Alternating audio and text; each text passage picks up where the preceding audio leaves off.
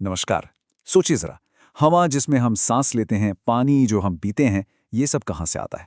ये असल में एक बहुत बड़े, एक जिंदा सिस्टम का हिस्सा है। एक ऐसा सिस्टम जो हमें हर पल, हर सेकंड जिंदा रखे हुए है, वो भी बिल्कुल चुपचाप। आज हम इसी कमाल के लाइफ सपोर्ट सिस्टम के राज जानने वाले हैं। तो सवाल उठता है, आखिर ये अदृश्य सा जीवन रक्षक सिस्टम है क्या चीज? देखिए, ये कोई फैंसी मशीन नहीं है, ना ही कोई नई नई टेक्नोलॉजी, बल्कि ये तो वो चीज है जो हमेशा से हमारे आसपास रही है, हमारे होने की, हमारे वजूद की एकदम बुनियाद। जवाब बहुत सिंपल है, सिर्फ एक शब्द में, पर्यावरण। पर एक मिनट रुकिए, जब हम पर्यावरण कहते हैं तो इसका मतलब सिर्फ हरे भरे जंगल या जानवर नहीं होता। नहीं, इसका मतलब है वो हवा जिसमें हम सांस ले रहे हैं, वो समाज जिसमें हम रहते हैं, मतलब हर वो चीज जो हमारे चारों तरफ है। ये एक बहुत ही पेचीदा लेकिन खूबसूरत जाल है जहां हर चीज एक दूसरे से जुड़ी हुई है। अच्छा, इस बड़े से सिस्टम को और आसानी से समझने के लिए चलिए इसे दो हिस्सों में बांट कर देखते हैं। पहला हिस्सा है प्राकृतिक पर्यावरण, मतलब वो सब जो कुदरत ने बनाया, हवा, पानी, पेड़ पौधे, जानवर।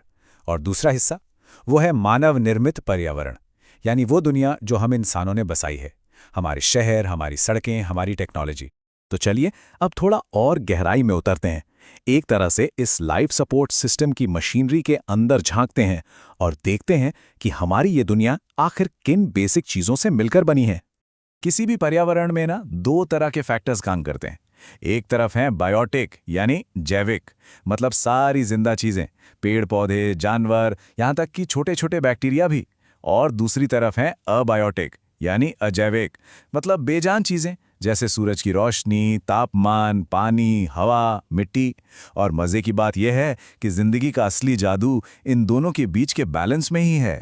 और पता है, ये सारे जैविक और अजैविक तत्व मिलकर चार बड़े बड़े सिस्टम्स में काम करते हैं।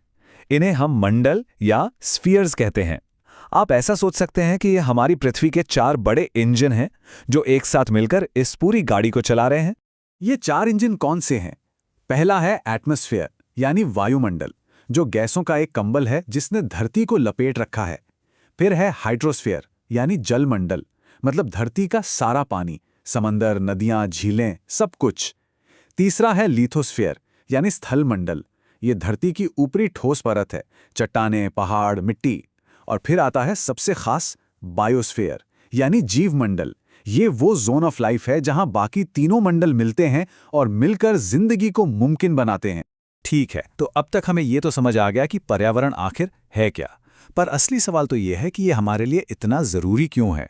भाई, ये सिर्फ खूबसूरत नज़ारे देखने के लिए तो है नहीं। असल में ये हमारे लिए कुछ बहुत ही ज़रूरी, बहुत ही क्रिटिकल काम करता है। सबसे पहला और सबसे ज़रूरी काम, ये हमें रिसोर्सेज देता है। मतलब हमें जो भी चाहिए वो सब यहीं से मिलता है। खाना, पानी, सांस लेने के लिए हवा, घर बनाने के लिए लकड़ी, गाड़ियां चलाने के लिए एनर्जी, हर चीज। इसके बिना तो हम सर्वाइव ही नहीं कर सकते। दूसरा काम, ये हमारे कचरे को ठिकाने लगाता है। जी हाँ, कुदरत दुनिया का सबसे बड़ा और सबसे एफिशिएंट वेस्ट मैनेजमेंट सिस्टम है। जो भी कचरा हम पैदा करते हैं, छोटे छोटे जीव जैसे बैक्टीरिया और फंगी, उसे तोड़कर वापस मिट्टी में मिला देते हैं, पोषक तत्व बना देते हैं। ये कुदरत का अपना सुपर एडवांस रिसाइकलिंग प्लांट है। तीसरा, ये हमारी जिंदगी को सस्टेन करता है, यानी उसे बनाए रखता है। कैसे? ये हमारे क्लाइमेट को रेगुलेट करता है, मौसम को कंट्रोल में रखता है और हमें जेनेटिक डाइवर्सिटी देता है, मतलब तरह तरह के पेड़ पौधे और जीव जंतु जो हमें बीमारियों से लड़ने और बदलते माहौल में ढलने में मदद करते हैं। और आखिर में एक और बहुत ज़रूरी चीज़, ये हमें सुकून देता है। इसकी एक एस्थेटिक वैल्यू है। कभी किसी पहाड़ पर या समंदर किनारे जाकर जो शांति मिलती है, वो कमाल की होती है ना? प्रकृति की सुंदरता हमारे मेंटल हेल्थ के लिए, हमारे दिमागी सुकून के लिए बहुत ज़रूरी है। लेकिन अब इस कहानी में एक थोड़ा डार्क मोड आता है। ये जो हमारा लाइफ सपोर्ट सिस्टम है, जो हमें जिंदा रखे हुए है, आज वो खुद बहुत बड़े खतरे में है। और दुख की बात यह है कि इस खतरे की वजह हम इंसान ही हैं। तो आखिर ये सबसे बड़े खतरे हैं कौन कौन से? चलिए देखते हैं। ये नंबर देखिए जरा, 400 मिलियन यानी 40 करोड़।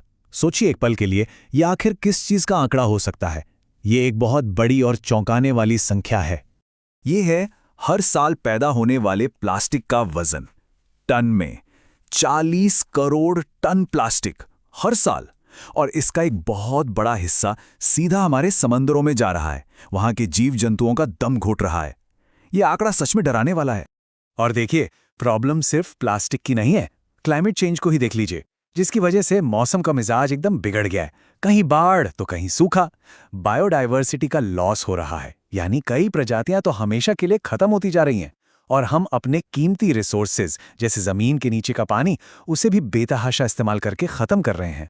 अब ये सब सुनकर हो सकता है थोड़ी निराशा हो, थोड़ी चिंता हो, लेकिन उम्मीद अभी बाकी है। अच्छी बात यह है कि हम इस कहानी के विलेन नहीं बल्कि हीरो बन सकते हैं। सवाल है कैसे? चलिए जानते हैं। इसकी शुरुआत होती है 4R के एक बहुत ही पावरफुल फॉर्मूला से। पहला R है रिफ्यूज, यानी इनकार करें। सिंगल यूज प्लास्टिक जैसी चीजों को ना कहना सीखें। दूसरा R है रिड्यूस, यानी कम करें। अपनी खपत को, अपने वेस्ट को कम करें। तीसरा R है रीयूज, यानी दोबारा इस्तेमाल करें। चीजों को फेंकने से पहले सोचें कि क्या वो फिर काम आ सकती हैं। और चौथा R है रिसाइकल। चीजों को सही तरीके से रिसाइकल करें ताकि उन्हें एक नई जिंदगी मिल सके। और भी बहुत से छोटे छोटे कदम हैं जो हम उठा सकते हैं, जैसे जरूरत ना होने पर लाइट और पंखे बंद कर देना, थोड़ी दूर जाना हो तो गाड़ी की जगह पैदल या साइकिल से जाना, अपने लोकल बाजार से सामान खरीदना ताकि ट्रांसपोर्टेशन में लगने वाली एनर्जी बचे। ये सुनने में बहुत छोटी बातें लगती हैं, पर जब लाखों लोग ऐसा करते हैं तो इसका असर बहुत बड़ा होता है। एक बात हमेशा याद रखनी चाहिए, हर एक कोशिश मायने रखती है। जैसा कि यहाँ लिखा है, व्यक्तिगत स्तर पर छोटे बदलाव जब लाखों लोगों द्वारा अपनाए जाते हैं तो हमारे ग्रह की रक्षा के लिए आवश्यक बड़े बदलाव लाते हैं। हमारी असली ताकत इसी एकता में है। तो इस पूरी चर्चा के बाद एक सवाल हम सबको खुद से पूछना है। वो एक छोटा सा बदलाव क्या है जिसे हम आज से, अभी से अपनी जिंदगी का हिस्सा बनाएंगे?